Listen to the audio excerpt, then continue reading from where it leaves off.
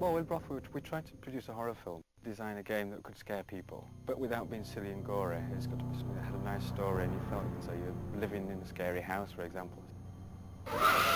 We pushed it one step further. It's never been pushed before, and I'm very pleased the way it's come out in that sense.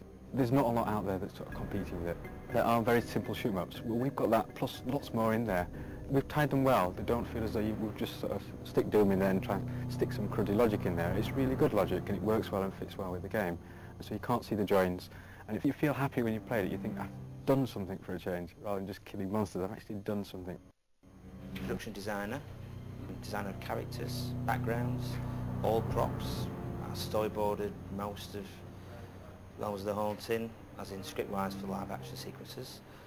Storyboarded the intro. I think it says a lot about what's to come for the game, the actual promise of the actual game itself. It's 3D graphics and the silicon graphics, very impressive indeed. They've kept very true, God bless them, to my design. Actually construct physically the rooms themselves, build them up using the Roth editor, and then after that put the actual textures on the wall, develop them in D-Paint and 3ds and Photoshop. They just build the entire environment. It's a really sort of interesting feature of the game that you can go from such extremes of one location to the other. Realms of the Haunting is played in the first-person narrative, first-person perspective. It's a cross really, it's a hybrid between your shoot-em-up arcade-style games and your traditional adventure-style games. It's a point-and-click as well. Colt 45, semi-automatic handgun. It's a huge game, massive. Sound-wise, it's a very rich project indeed.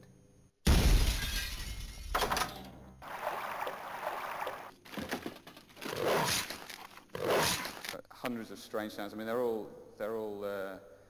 make-believe sound effects for the most part, but the picture ambience. We've got well over 2 hours of live-action video footage in Realms. Before you say that's nothing to write home about, let me just tell you about it.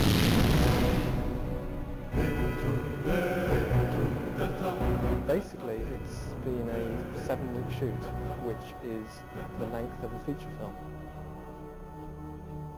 It's turned out to be very interesting, very different. Each shoot day has been very different from the next because there are so many things going on in the story.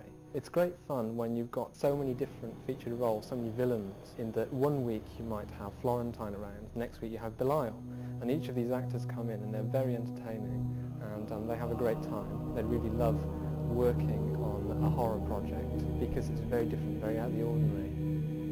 Apparently there's 4 or 5 people putting in a bid for Adam's jacket, but his coat. And Florentine's cane. Yes, I think I might take the coat with me. There's a lot you have to tune for the short to make the time. I'm not used to acting for 2 minutes and then standing around for 35 minutes. Once the mould's made, we inject a liquid foam latex, bake it in an oven, and you'll get an appliance which comes out, which is soft and pliable, which you can glue onto an actor's face. The other props we've done, we've got the designs from Gremlin. The hardest effect was 2 feathers to drop in front of a camera, which took about a day to do. We're constantly trying to drop these feathers at Adam's feet and Rebecca's feet. And we had like a special design feather dropping stick, which basically was a pole with 2 holes in it, and we used to rotate it and shake it and the feathers would drop out. It was probably the hardest shot we had to do. As soon as you get into the blue screen room, that all goes up in the air, because then you suddenly start to realise that the shots that you've conceived in a conventional way, and you're now in an unconventional environment, and you have to readjust. You don't have to be computer literate, but you have to be aware of what the Ultimate can achieve, what the game engine is capable of doing. Animations can be used in a certain sequence, sprites can be imported, or a variety of things that are indigenous to the computer environment.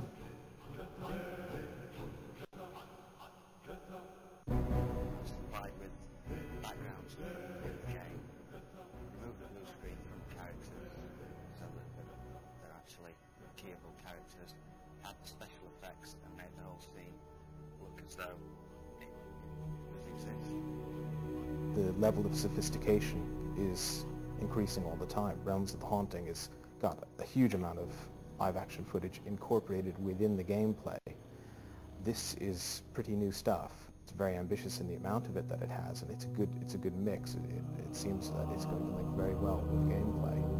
I think that's going to happen more often. Productions are going to become larger, they're going to become more complex, and the qualities that you see in film and television will be expected in CD-ROM projects.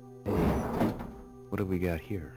Realms of the Haunting is an exciting horror, scary, action adventure.